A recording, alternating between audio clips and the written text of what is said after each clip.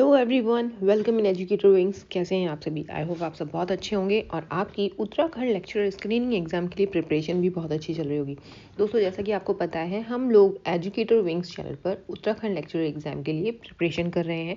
तो अभी तक हम लोगों ने इस चैनल पर टीचिंग एप्टीट्यूड के ऑलमोस्ट चैप्टर कंप्लीट कर लिए हैं और इंडियन हिस्ट्री हमारा कंप्लीट हो गया है। उत्तराखंड स्टार्ट किया है अब हम लोगों ने यहाँ पर, और उत्तराखंड का ज्योग्राफी जो है वो कंप्लीट होने वाला है। आज का जो है ये सेकंड पार्ट है। इसी का भौगोलिक जो परिचय है, उत्तराखंड का जो भौगोलिक परिचय है, इससे रिलेटेड ऑलरेडी एक वीडियो अपलोड हो चुका है। जिन्होंने नहीं देखा है तो आप लोग चैनल पर विजिट कीजिए और वीडियो को प्लेलिस्ट में जाकर के देख सकते हैं। ठीक है, अभी उत्तराखंड वाली जो है प्लेलिस्ट नहीं बनी है, बट वो जल्दी बना दूंगी मैं उसकी प्लेलिस्ट, तो आपको इजी हो जाएगा। उत्तराखंड का जो भौगोलिक परिचय है, ज्योग्राफी है, उत्तराखंड की हिस्ट्री है एंड जो अर्थव्यवस्था है, तो उन सबको मैं एक ही प्लेलिस्ट में ऐड कर दूंगी। तो दोस्तों, जिन्होंने भी चैनल को सब्सक्राइब नहीं किया है वो लोग चैनल को सब्सक्राइब ज़रूर कर लें, क्योंकि यहाँ पर हम लोग कर रहे हैं उत्तराखंड लेक्चर स्क्रीनिंग एग्जाम की प्रिपरेशन। आई होप आप सबकी प्रिपरेशन बहुत अच्छी चल रही है। आप लोगों का जो है अच्छे से अपना परफॉर्मेंस दो एग्ज़ाम में। ठीक है, अच्छी प्रिपरेशन करोगे तो अच्छा परफॉर्मेंस भी होगा, कॉन्फिडेंस लेवल अप होगा आप लोगों का। आज का हम लोग सेशन स्टार्ट करते हैं। फर्स्ट क्वेश्चन हमारा देखते हैं, उत्तराखंड का भौगोलिक परिचय। इसका पहला क्वेश्चन हम लोग देखते हैं। तो यहाँ पर है, सुमिलित कीजिए। ठीक है, ग्लेशियर है एक सूची में, फर्स्ट सूची में, और सेकंड सूची जो है उसमें जनपद दिए हुए हैं। तो मिलम जो ग्लेशियर है वो कहाँ पर है? मिलम ग्लेशियर कहाँ पर है? तो मिलम ग्लेशियर है हमारा पिथौरागढ़ में। ठीक है, मैं आप लोगों के लिए यहाँ पर डायरेक्ट कनेक्ट कर देती हूँ। ठीक है, मिलम ग्लेशियर हमारा है पिथौरागढ़ में, सुंदरडूंगी ग्लेशियर है बागेश्वर में, गंगोत्री ग्लेशियर है उत्तरकाशी में, दूनागिरी ग्लेशियर है चमोली में। ठीक है, तो ये सब एक्यूरेट मिले हुए हैं। ठीक है, बिल्कुल सही है। मिलम ग्लेशियर है पिथौरागढ़ में ही है, सुंदरडूंगी है बागेश्वर में, गंगोत्री है उत्तरकाशी, और दूनागिरी चमोली में। तो इनके अकॉर्डिंग हमारा आंसर क्या होगा? 1 ए का 1 है, बी का 2, सी का 3 एंड डी का 4। तो करेक्ट आंसर हमारा होगा ऑप्शन ए। ओके, नेक्स्ट आता है क्वेश्चन नंबर 2। उत्तराखंड में प्रवाहित होने वाली सबसे बड़ी नदी कौन सी है? उत्तराखंड में जो सबसे बड़ी नदी है वो कौन सी है, वो बतानी है हमें। ऑप्शन ए है काली नदी, बी भागीरथी, सी भीलंगना और डी कोसी। तो सबसे बड़ी नदी कौन सी है? ठीक है, वो बताना है हमें। काली नदी, ऑप्शन ए इस क्वेश्चन का करेक्ट आंसर होगा। इसकी लंबाई मैं आप लोगों को बता देती हूँ कितनी है, 252 किलोमीटर है। ठीक है, तो करेक्ट आंसर सेकंड क्वेश्चन का होगा ऑप्शन ए, काली नदी। नेक्स्ट देखते हैं क्वेश्चन नंबर 3। खतलिंग ग्लेशियर से कौन सी नदी निकलती है? ऑप्शन ए है काली नदी, बी है भिलंगना, सी रामगंगा और डी पिंडर। तो खतलिंग ग्लेशियर से कौन सी नदी निकलती है? भिलंगना नदी निकलती है। ठीक है, ऑप्शन बी यहाँ पर हमारा करेक्ट हो जाएगा। अब खतलिंग ग्लेशियर कहाँ पर है ये भी हमें पता होना चाहिए, क्योंकि क्वेश्चन पूछा जाता है ये भी। तो टिहरी इसका करेक्ट आंसर है। ठीक है, खतलिंग ग्लेशियर कहाँ पर है? टिहरी में है, टिहरी गढ़वाल। तो चलिए क्वेश्चन नंबर 4 पर।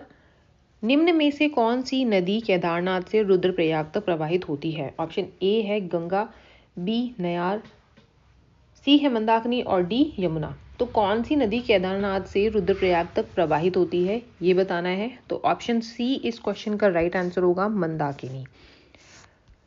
नेक्स्ट है क्वेश्चन नंबर 5। यहाँ पर हमको बताना है निम्न में से कौन सा युग्म सुमेलित नहीं है।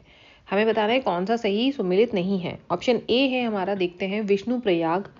अलकनंदा नदी मंदाकिनी में मिलती है, बी है रुद्रप्रयाग, अलकनंदा मंदाकिनी में मिलती है, सी कर्णप्रयाग, अलकनंदा पिंडर में मिलती है, डी देवप्रयाग, अलकनंदा भागीरथी में मिलती है। तो हमें बताना है कौन सा सही नहीं है। देखो, विष्णु प्रयाग में क्या होता है ना, अलकनंदा नदी में जो क्या है ना, कौन सी नदी अगर मिलती है विष्णु प्रयाग में? पश्चिमी धौली गंगा। यहाँ पर मंदाकिनी नहीं आएगा, यहाँ ये नहीं आएगा मंदाकिनी। ठीक है, तो मंदाकिनी की जगह क्या आएगा? पश्चिमी धौली गंगा। ठीक है, यहाँ मैं आप लोगों के लिए लिख देती हूँ, पश्चिमी धौली गंगा, मंदाकिनी नहीं आएगा। तो विष्णु प्रयाग में अलकनंदा और पश्चिमी धौली गंगा नदी मिलती है। रुद्रप्रयाग में अलकनंदा और मंदाकिनी नदी मिलती है। कर्णप्रयाग में अलकनंदा और पिंडर नदी मिलती है। देवप्रयाग में अलकनंदा और भागीरथी नदियां मिलती हैं। तो ये चीज़ आपको बहुत अच्छे से याद होनी चाहिए क्योंकि यहाँ से क्वेश्चन 101% बनेगा। ठीक है, नेक्स्ट आता है क्वेश्चन नंबर 6। बागेश्वर किस नदी के किनारे अवस्थित है? ऑप्शन ए है गंगा, बी है भागीरथी, सी सरयू और गोमती और डी है काली नदी। तो बागेश्वर किस नदी के किनारे स्थित है? तो करेक्ट आंसर होगा हमारा ऑप्शन सी, सरयू और गोमती। नेक्स्ट आता है क्वेश्चन नंबर 7। टनकपुर जो चंपावत में है किस नदी के किनारे अवस्थित है? ऑप्शन ए है भागीरथी, बी काली, सी अलकनंदा और डी गंगा। तो जो टनकपुर है जो चंपावत में स्थित है किस नदी के किनारे है? तो वो काली नदी के किनारे स्थित है। ठीक है, ऑप्शन बी 7th क्वेश्चन का करेक्ट आंसर होगा। नेक्स्ट है क्वेश्चन नंबर 8। निम्न में से कौन सी झील चमोली जिले में स्थित है? अब कौन सी झील है हमें ये बताना है। तो रूपकुंड, ऑप्शन ए है रूपकुंड, बी लोकताल, सी विष्णुताल और डी ये सभी। अब चमोली जिले में कौन कौन सी झीलें स्थित हैं? देखिए चमोली से रिलेटेड ना बहुत क्वेश्चन पूछे जाते हैं, है ना। जैसे फूलों की घाटी कहाँ है? चमोली में है। ठीक है, तो ये चीज़ है, आप लोगों को ध्यान होना चाहिए। ठीक है, तो झील हमसे पूछा हुआ है तो कौन सी झीलें हैं जो चमोली में है? तो रूपकुंड भी है चमोली में, लोकताल भी है चमोली में, विष्णुताल भी है चमोली में। तो आंसर हमारा होगा इस क्वेश्चन का ऑप्शन डी, यानी ये सभी। नेक्स्ट आता है क्वेश्चन नंबर 9। निम्न में से कौन सी झील या ताल रुद्रप्रयाग जिले में नहीं है? क्वेश्चन को हमेशा ध्यान से पढ़ो। कभी कभी हम लोग कंफ्यूज जाते हैं और गलत हमें आंसर आता है, सही आता है और हम लोग उसको गलत करे आते हैं क्योंकि हमने क्वेश्चन सही नहीं पढ़ा होता। तो यहाँ नहीं पूछा है, नहीं वाले क्वेश्चन का ना बिल्कुल बहुत ध्यान से पढ़ा करो। ठीक है, क्योंकि कभी कभी इतना इजी क्वेश्चन होता है वो तो हमारा प्लस पॉइंट हो जाता है। अगर हम लोग क्वेश्चन को ध्यान से पढ़े ना तो बहुत ईजी हो जाता है। वेल, कौन सी झील या ताल रुद्रप्रयाग जिले में नहीं है? ऑप्शन ए है देवरिया ताल, बी वदानी ताल, सी शरबदी और डी है सिद्धताल। तो करेक्ट आंसर हमारा है इस क्वेश्चन का, 9th क्वेश्चन का, ऑप्शन डी सिद्धताल, जो कि रुद्रप्रयाग में नहीं है। नेक्स्ट आता है क्वेश्चन नंबर 10। ताराकुंड कहाँ अवस्थित है? ऑप्शन ए है पौड़ी, बी दूधातोली, सी टिहरी और डी देहरादून। तो ताराकुंड कहाँ पर स्थित है? दूधातोली में स्थित है। ऑप्शन बी यहाँ पर 10th क्वेश्चन का करेक्ट आंसर है। नेक्स्ट है क्वेश्चन नंबर 11। उत्तराखंड के किस जिले में चांदी पाई जाती है? ऑप्शन ए है अल्मोड़ा, बी देहरादून, सी पिथौरागढ़ और डी नैनीताल।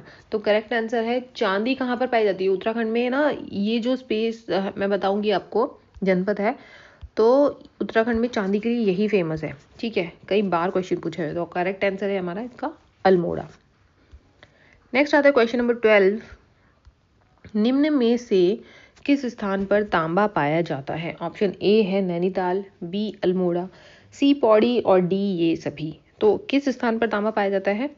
तो तांबा नैनीताल में भी पाया जाता है कुछ मात्रा में, अल्मोड़ा में भी पाया जाता है और पौड़ी में भी पाया जाता है। ठीक है, तो करेक्ट आंसर हमारा होगा इस क्वेश्चन का ऑप्शन डी।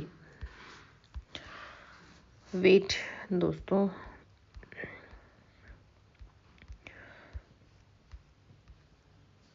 यस,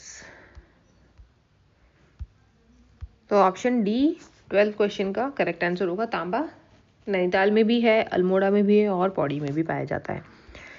नेक्स्ट आता है क्वेश्चन नंबर 13। निम्न में से उत्तराखंड के किस जिले या क्षेत्र में ग्रेफाइट नहीं पाया जाता? ऑप्शन ए है हमारा अल्मोड़ा, बी पिथौरागढ़, सी नैनीताल और डी पौड़ी गढ़वाल। तो कौन से जिले में, उत्तराखंड के किस जिले में ग्रेफाइट नहीं पाया जाता है? तो पिथौरागढ़ आंसर इसका करेक्ट होगा। 13 क्वेश्चन का ऑप्शन बी बिल्कुल करेक्ट है, यहाँ ग्रेफाइट नहीं पाया जाता है। नेक्स्ट आता है क्वेश्चन नंबर 14। उत्तराखंड में हनुमानगढ़ जल विद्युत परियोजना किस नदी पर स्थित है? ये क्वेश्चन पूछा जाता है, बहुत अच्छा क्वेश्चन है। ठीक है, ये जो परियोजनाएं है ना, ये भी आपको ध्यान होनी चाहिए, बहुत ज़रूरी है। तो उत्तराखंड में जो हनुमानगढ़ जल विद्युत परियोजना है, ऑप्शन देखते हैं हम कौन सी नदी पर है। ऑप्शन ए है Ganga, B Yamuna, C Bhagirathi and D Alaknanda. तो हनुमानगढ़ जो विद्युत परियोजना है, जल विद्युत परियोजना, तो वो यमुना नदी पर स्थित है। ठीक है, ऑप्शन बी यहाँ पर 14 क्वेश्चन का करेक्ट आंसर है। नेक्स्ट है 15 क्वेश्चन। वन रिपोर्ट 2019 के अनुसार उत्तराखंड के कितने क्षेत्रफल पर वनावरण तथा वृक्षावरण का विस्तार पाया जाता है? ऑप्शन देखते हैं। ऑप्शन ए है 24,303 किलोमीटर स्क्वायर, बी ऑप्शन है 25,144 किलोमीटर स्क्वायर, सी ऑप्शन है 26 kilometre 705 kilometre square, D option है 28,350 किलोमीटर पर स्क्वायर। ओके, तो वन रिपोर्ट 2019 के अकॉर्डिंग उत्तराखंड के कितने क्षेत्रफल पर वनावरण और वृक्षावरण का विस्तार है? करेक्ट आंसर इस क्वेश्चन का है, ऐसे क्वेश्चन भी पूछे जाते हैं। करेक्ट आंसर इस क्वेश्चन का है ऑप्शन ए 24,303 किलोमीटर स्क्वायर। ठीक है,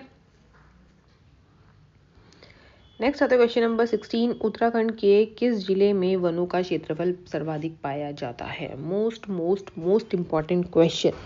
इस तरह के क्वेश्चंस बहुत पूछे जाते हैं। ठीक है, उत्तराखंड के किस जिले में वनों का क्षेत्रफल सर्वाधिक पाया जाता है? ऑप्शन ए है देहरादून, बी हरिद्वार, सी नैनीताल और डी पिथौरागढ़। तो करेक्ट आंसर इस क्वेश्चन का है हमारा कि किस जिले में वनों का क्षेत्रफल सर्वाधिक पाया जाता है, ऑप्शन सी यहाँ पर करेक्ट होगा, नैनीताल। ठीक है, नैनीताल में है। अब ये मैं आपको बता देती हूँ कि कितने प्रतिशत है, कितने क्षेत्रफल पर पाया जाता है। ठीक है, ये मैं आपको बता देती हूँ। 71.55% एरिया पर, नैनीताल का जो 71.55% एरिया है उस पर वन कवर्ड है। ठीक है, फॉरेस्ट कवर्ड है। ठीक है, इतना क्षेत्र जो है वनों से कवर्ड है।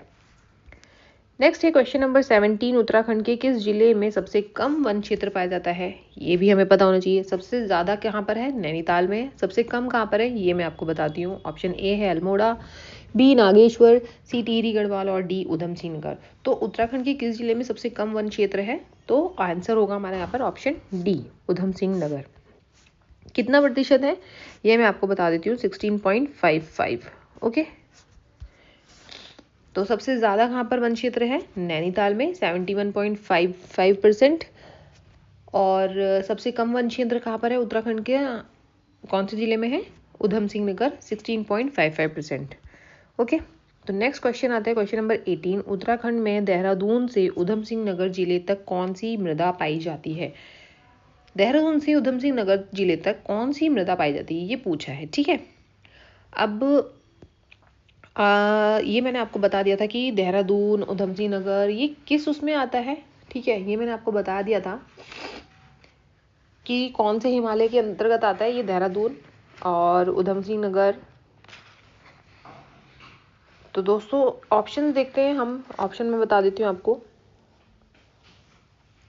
तो ना ये मैं आपको बता दूं, क्लियर कर दूं एक बात कि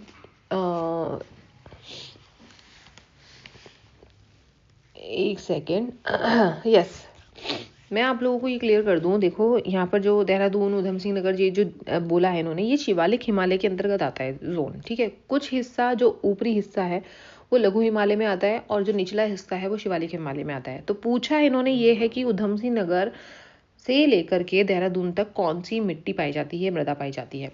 ऑप्शन ए है तराई, बी भाबर, सी टर्शरी और डी चारागाही। तो करेक्ट आंसर होगा हमारा यहाँ पर तराई मृदा पाई जाती है। ठीक है, ऑप्शन ए 18th क्वेश्चन का करेक्ट आंसर है। नेक्स्ट आता है क्वेश्चन नंबर 19। नैनीताल में पाई जाने वाली क्वार्ट्ज मृदा किससे बनी होती है? ऑप्शन ए है शिस्ट, बी शैल, सी क्वार्ट्ज और डी ये सभी। तो देखो जो क्वार्ट्ज मृदा होती है ना, जो मिट्टी होती है, सॉइल होती है, तो वो उसमें शिस्ट भी होता है, शैल भी होता है, क्वार्ट्ज भी होता है। तो करेक्ट आंसर होगा 19 क्वेश्चन का ऑप्शन डी। नेक्स्ट आता है क्वेश्चन नंबर 20। निम्न में से कौन आर्द्रताग्राही और उपजाऊ मृदा होती है? निम्न में से कौन सी आर्द्रताग्राही और उपजाऊ मृदा है, ये हमें बताना है। ऑप्शन ए है भूरी मृदा, सी लाल मृदा, बी लाल मृदा, सी पीली मृदा और डी है ये सभी। तो करेक्ट आंसर होगा, लास्ट क्वेश्चन है ये 20 क्वेश्चन, इस क्वेश्चन का करेक्ट आंसर है ये सभी। आर्द्रता ग्राही होती है, मतलब इसमें ना आर्द्रता ग्रहण करने की क्षमता अच्छी होती है, फर्टिलिटी अच्छी होती है इस मिट्टी की। ठीक है, इन मिट्टियों की। तो ऑप्शन यहाँ पर डी यहाँ इस क्वेश्चन का करेक्ट आंसर हो जाएगा। तो दोस्तों ये थे आज के 20 क्वेश्चन इस चैप्टर के। ये चैप्टर अब हमारा कंप्लीट होता है। वैसे तो बहुत बड़ा है लेकिन जो इम्पोर्टेंट क्वेश्चंस हैं यहाँ पर वो मैं आप लोगों के लिए लेकर आई थी। इसके बाद जो हम लोग करेंगे, जब हमारा सिलेबस पूरा हो जाएगा, इसके बाद हम लोग यहाँ पर जो क्वेश्चन बैंक आती है, प्रैक्टिस बुक आती है, उसके क्वेश्चन पेपर में आप लोगों को यहाँ पर सॉल्व भी करवाऊंगी। ठीक है, तो कोशिश मेरी यही है जल्द से जल्द कि सिलेबस कंप्लीट हो जाए। सिलेबस के अकॉर्डिंग यानी कि चैप्टर वाइज मैं आप लोगों को MCQs करा दूँ, उसके बाद हम लोग जो प्रैक्टिस सेट आते हैं उसको करना स्टार्ट करेंगे। तो दोस्तों, कैसा लगा सेशन कमेंट बॉक्स में ज़रूर बताइए। जो भी प्रॉब्लम है, जो भी इश्यू है, किसी भी चीज़ को लेकर के कुछ क्यूरीज़ हैं, आपकी क्वेश्चंस हैं, तो आप लोग कमेंट बॉक्स में पूछ सकते हैं। बताइए मुझे जो भी आपका क्वेश्चन है, मैं आपको कोशिश करूँगी उसका आंसर करने की।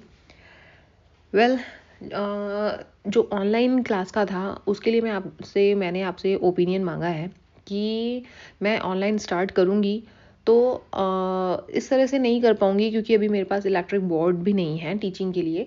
तो आई होप आप लोग अंडरस्टैंड करें, और अभी मेरे बच्चे भी छोटे हैं तो उनको भी देखना होता है। तो मैं ऑनलाइन क्लास स्टार्ट करूँगी। मैं आप लोगों से क्वेश्चन पूछूंगी, आप लोग मुझे कमेंट में तभी के तभी आंसर करना। ठीक है, तो इस तरह से तो मैं आप लोगों के लिए कर सकती हूँ। आज का सेशन कैसे लगा वो आप मुझे बताइए। जिन्होंने भी चैनल को सब्सक्राइब नहीं किया वो चैनल को सब्सक्राइब ज़रूर कीजिए, और जो भी प्रिपरेशन कर रहे हैं उत्तराखंड लेक्चर एग्ज़ाम के लिए तो उनको प्लीज़ ये शेयर किया करो। ठीक है, शेयर करना बनता है। जो भी प्रिपरेशन कर रहे हैं, जो भी हाउसवाइफ हैं, करना चाहती हैं, उनको मोटिवेट कीजिए। खुद के लिए 1 से 2 घंटे, कम से कम 3 घंटे तो निकालिए, जिससे आप लोग अपनी पढ़ाई के प्रति अपना कुछ प्रतिशत तो दे सकें। ठीक है, घर के कामकाज कभी ख़त्म नहीं होंगे भाई लेडीज़। ठीक है, घर के काम कभी ख़त्म नहीं होंगे। अपने को टाइम दो, अपने लिए टाइम निकालो, अपने सपनों के लिए जीना शुरू करो। ठीक है, बाद अपने लिए मैं सिर्फ एक बात बोलूँगी कि कभी आप लोग ना ये चीज़ पछताना मत इस चीज़ को लेकर कि काश मैं थोड़ी सी हिम्मत कर लेती तो मैं ये कर सकती थी, मैं वो कर सकती थी। तो प्लीज़ हिम्मत दिखाओ। कोई नहीं कहेगा आपको कि तुम ये कर लो, तुम ये काम छोड़ दो, तुम वो कर लो। भाई सबको अपने काम पसंद है। ठीक है, सबको चाहिए कि बैठे बैठे मिल जाए सबको। तो मैं वही चीज़ आपको कह रही हूँ, सब कुछ काम कर लिया है, जो भी है फ्री टाइम मिल रहा है आपको, तो प्लीज़ अपनी स्टडी को दो, अपने लिए टाइम निकालो, अपने आप को पैम्पर करो। अगर आप पढ़ना चाहती हो तो पढ़ो, जो कुछ भी करना चाहिए, जो भी आपका ड्रीम है उसको जीना शुरू करो। ठीक है, कोई आपको नहीं सजेस्ट करेगा। फैमिली में सबको अपने काम से मतलब है, सबको चाहिए कि घर पे खाना टाइम पे मिले, कपड़े धुले हुए मिले, तो वो चीज़ समझो आप लोग। ठीक है, लेडीज़ के लिए कह रही हूँ मैं। सेशन कैसा लगा वो लोग आप मुझे कमेंट कीजिए, लाइक कीजिए सेशन को, चैनल को सब्सक्राइब जरूर करना है। ठीक है, नेक्स्ट वीडियो मेरा जल्दी अपलोड होगा। Till then bye bye and take care.